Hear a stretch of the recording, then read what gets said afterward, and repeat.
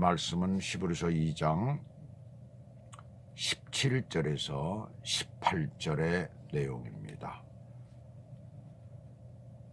그러므로 그가 범사의 형제들과 같이 되심이 마땅하도다. 이는 하나님의 일에 자비하고 신실한 대제사장이 되어 백성의 죄를 속량하려 하심이라. 그가 시험을 받아 고난을 당하셨은즉 시험 받는 자들을 능히 도우실 수 있느니라 그랬어요. 오늘도 어제와 마찬가지로 그리스도께서 영적 후손인 아브라함의 자손들을 돕기 위해서, 즉 구원하기 위해서 이 땅에 오셨다는 그런 말씀의 내용입니다. 근데 여기 보시면은 마땅하도라라고 말씀을 하고 있어요. 형제들과 같이 되심이 마땅하도다. 왜 마땅합니까? 예수님은 원래 예수님께서는 그리스도로 오시면서 형제들과 같이 될 의무가 없는 분이시죠. 그러나 인간을 구원하시려는 하나님의 의지에 예수님께서는, 그리스도께서는 자발적으로 순종하셨어요. 자, 우리 인간은 어떻습니까? 아버지 어떤 뜻이 있어도 어렸을 때는 아이들이 자기 능력이 없죠. 아이들이 무슨 능력이 있습니까? 그러니까 부모의 말씀에 절대적으로 순종을 했지만은, 그러나 이제 성인이 된 후에는 부모의 말에 절대적으로 순종하는 그런 아들은 없습니다. 아마 있을 수도 있겠죠. 그러나 거의 없어요. 보면 자기의 뜻에 합당해야 되는 거죠. 동의가 되어져야 되는 거예요. 그리고 따를 수 있는 의지가 있어야 되는 것입니다.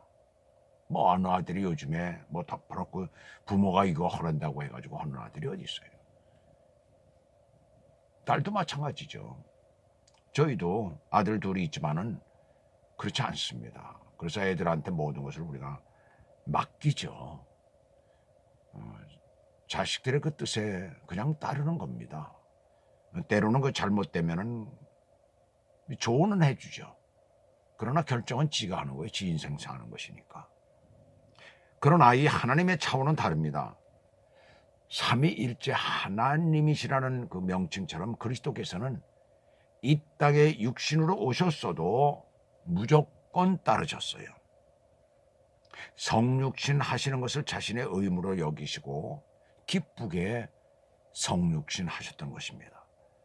충성된 제사장이 되어서 백성의 죄를 담당하셨던 것이에요. 그래서 오늘 본 말씀 보시게 되면은 하나님의 일에 자비하고 신실한 대제사장이 되어 백성의 죄를 속량하려 하심이라 라고 말씀하고 있습니다. 우리가 순종하면 생각나는 사람이 누가 있겠어요? 성경에서는 아브라함이죠. 저는 아직 세상 가운데서는 아직까지 이 정도는 보질 못한 것 같아요. 우리가 성경하면은 아브라함이죠. 아브라함. 100세의 난 아들. 자기 와이프는 90세였죠. 난 아들을 느닷없이 하나님께서 바치라고 하시죠. 어떤 언질도 주신 적이 없어요. 왜 느닷없이 바치라고 했어요? 아이가 이제 좀 커가지고, 또 열 몇 살 됐으니까 말이죠. 이제 커가지고 좀 괜찮은 나이인데 이제는 좀 다 자라서 걱정 다 없어진 거죠. 그런데 하나님 앞에 제물로 바치라는 겁니다. 그 당시에 짐승을 잡아서 제사 드리듯이 그렇게 바치라는 거예요.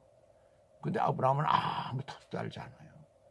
그대로 그 말씀을 순종하고 있습니다. 참 하나님께서 이 아브라함을 복을 주신 이유가 있어요. 정말 과연 이 세상에서 이만한 믿음을 가진 사람이 어디 있을까? 저는 가끔 그런 생각을 합니다. 아무리 발벗고 쫓아가려고 해도 그렇게 할 수가 없는 것이죠. 어떤 청년이 성 프랜시스 형제회에 가입하고자 수도원에 찾아갔어요. 이 수도원 회원들은 이 청년을 받아들일까 말까 어떻게 해야 될까 해가지고 여러 가지로 의논을 하고 고민을 하게 되었어요. 그러던 중 프랜시스가 마지막으로 이 청년에게 과제를 주었습니다. 젊은이, 저기 배추가 한 폭이 있는데 저 배추를 한번 거꾸로 심어보게 그랬어요. 프랜시스가 이런 엉뚱한 과제를 준 이유는 청년이 이 상식에 맞지도 않고 자신의 생각에 합하지도 않는 요구라 할지라도 그가 이 영적인 스승인 이 프랜시스의 그 지시에 얼만큼 순종하는 그런 자질이 있는가를 보기 위해서였습니다. 예수님의 삶을 지배했던 가장 중요한 가치관은 하나님의 아버지, 하나님 아버지의 그 뜻대로, 그 뜻에 절대적으로 이 순종하는 바로 그것이었어요. 하나님께서는 오늘도 순종하는 그런 사람을 우리 가운데 찾으십니다. 그래서 우리 믿는 자들은 주님의 말씀이라면 순종하는 그런 삶이 되어야 되는 거예요. 때로는 하나님께서 여러 가지 방법으로 우리에게 순종을 요구하시지만은 그러나 우리 하나님의 말씀 안에서 어떻게 우리가 살아야 되는가, 거기에 우리로 하여금 순종하게 하시는 그런 내용들이 많이 있습니다. 많은 사람들이 하나님의 말씀에 순종하지 아니하기 때문에 그들이 어려움을 당하고 그 대가를 치르고 있어요. 순종은 언제나 시험이 따르고 시련이 뒤따라오게 되어 있어요. 그래서 예수님께서는 시험 당하는 자들을 도우시는 거예요. 그 이유는 예수님께서도 마귀로부터 유혹을 받은 그런 적이 있으시잖아요. 이 본절에서의 시험은 바로 유혹이에요. 그 유혹은 하나님 뜻에 불순종하라는 그 유혹을 이기는 것이죠. 그 유혹을 이기는 것, 바로 그것이 시험을 통과하는 거예요. 사단에게 굴복하라는 유혹, 육체의 고통을 피하라는 유혹, 또 뭐예요? 하나님의 뜻에 불순종하라는 그런 유혹.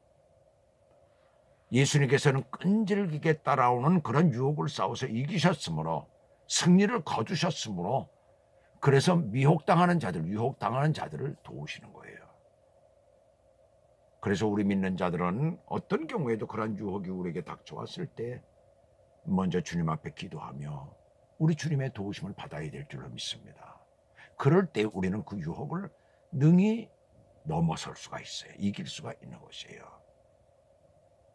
그래서 우리 믿는 자들은 우리를 구원하시기 위해서 이 땅에 오신 그 예수 그리스도, 나를 대신해서 십자가에 못 박혀 죽으신 그분이 우리 곁에 항상 계시다는 것을 생각하고 삶의 어려움이 닥칠 때, 유혹이 닥칠 때 주님 앞에 맡기고 기도하는 저와 여러분 되시기를 주님의 이름으로 부탁을 드립니다.